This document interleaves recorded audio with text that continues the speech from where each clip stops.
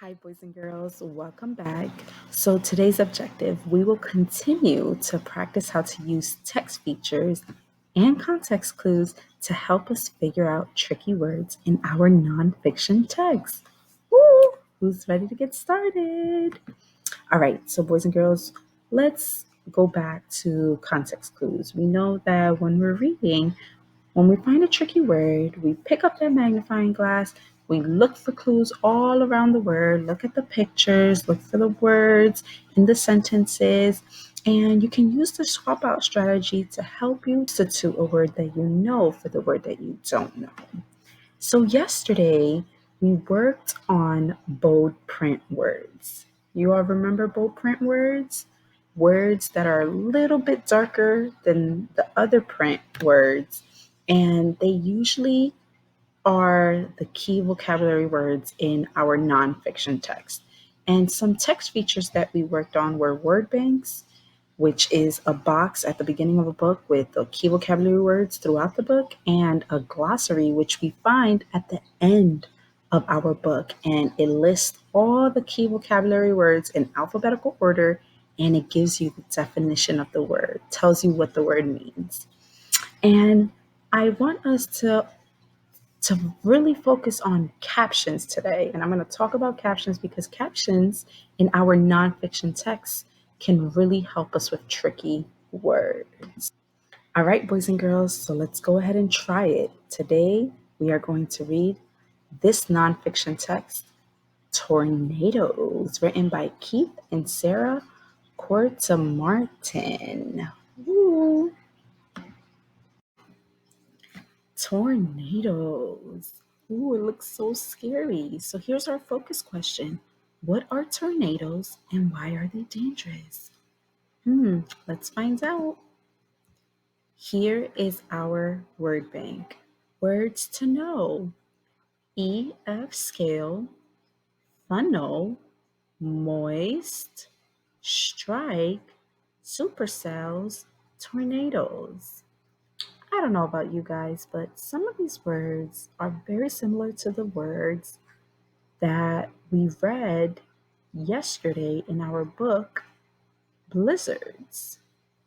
I wonder if these key vocabulary words have the same meaning in the text in Blizzards. Interesting. So let's go ahead and start with the introduction. What can lift roofs from buildings and sweep houses into the air? Sweep. Hmm, that could be a tricky word. Hmm, if I don't know what that word means, I can probably look at the picture. Maybe I could look at the caption to see if it kind of helps me. It gives me a clue to kind of help me figure out the word. A tornado went through the house's roof and walls, and it turned the car upside down. So, with captions, boys and girls, a caption can help you figure out what's happening in the picture. And sometimes it also gives you clues for words for the key vocabulary words and words that you don't know. Hmm. When we think of the word sweep, hmm, like we use a broom to sweep, right? If we think about what it means to sweep, wow. So this is saying that it's literally lifting roofs from the building, move things swiftly and smoothly. And guess what can do that? Tornadoes can. Tornadoes come in many sizes. And there we see tornadoes are in bold print because that's an important word. And this is what the book is all about. Some tornadoes are only a few feet, 1 meter across. Others are more than a mile wide. Some tornadoes touch down for a short time. Others travel for hundreds of miles. So on this page, it's telling us what tornadoes can do, how far they can go, and how long they can stay on land. How tornadoes form. Why do tornadoes happen? Scientists are not sure. Tornadoes come from giant thunderstorms called supercells. Now, here we have another bold print word that we might not know. Let's go ahead and keep reading to see if context clues or captions can help us. A supercell happens when warm, moist air rises to mix with cold, dry air. Let's look at the caption. A supercell thunderstorm moves across Nebraska in June 2004.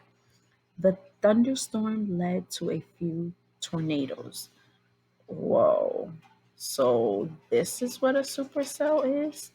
Now, remember, boys and girls, if you're really not sure, even with the captions and using context clues, we also have another text feature that can help us. Our glossary. Let's go check it out. Here we have the glossary. Remember, it's in alphabetical order, and the word we're looking for is supercells. We know that supercell starts with an S, so we're going to go down to the S. Here's supercells, and here's the definition. Large rotating thunderclouds that reach high into the sky and often produce tornadoes, hail, and lightning. Ooh, it's exactly what the picture shows. Large thunderclouds. We saw big clouds just kind of rotating in the sky, and that's what causes a lot of the storms. Awesome. One more page together to see if there's still some tricky words to solve. The mixing of cold and warm air causes the air to spine. All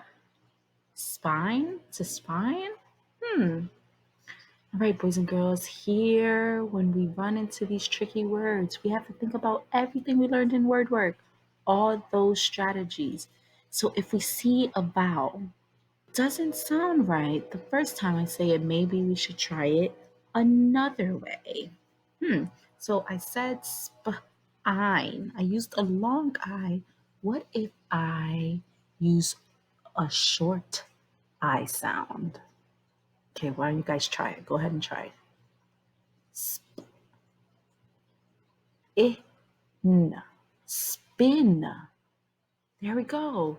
The mixing of cold and warm air causes the air to spin. It makes sense. It sounds right. Good job. So then the spinning, so here we still have the word spin, but now we're adding that ending sound, ing. Spinning. Wind turns into a cloud in a funnel shape. As the cloud turns, the wind